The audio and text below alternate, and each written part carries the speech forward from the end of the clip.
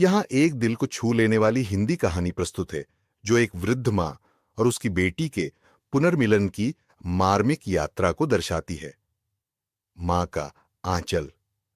चंडीगढ़ के एक शांत कोने में स्थित वृद्धाश्रम में 78 वर्षीय सावित्री देवी पिछले 10 वर्षों से रह रही थी।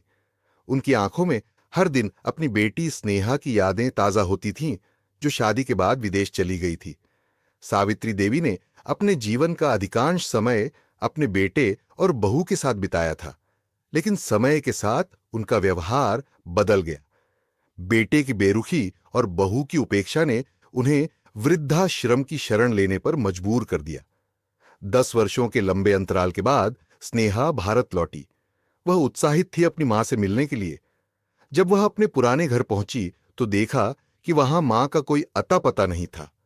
बेटे और बहू ने उसे बताया कि मां कहीं चली गई हैं और उन्होंने बहुत प्रयास किए, लेकिन उनका कोई सुराग नहीं मिला। स्नेहा का दिल टूट गया। वह अपनी मां की खोज में जुट गई।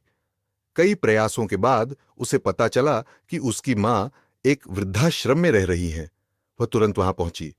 मां बेटी का मिलन अत्यंत भावुक था।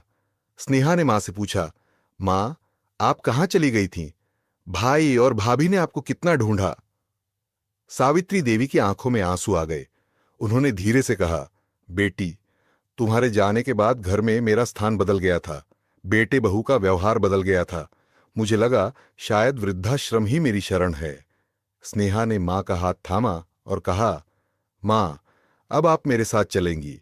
मैं आपको कभी अकेला नहीं छोड़ूंगी। उस दिन के बाद स्नेहा ने अपनी मां को अपने साथ रखा, उनकी देखभाल की और उन्हें वह स्नेह दिया जिसकी वे वर्षों से प्रतीक्षा कर रही थीं। मां का आंचल फिर से स्नेह और ममता से भर गया। यह कहानी हमें यह सिखाती है कि माता पिता का स्नेह और त्याग अनमोल होता है। हमें उन्हें कभी अकेला नहीं छोड़ना चाहिए, क्योंकि उनके बिना हमारा अस्तित्व अधूरा है।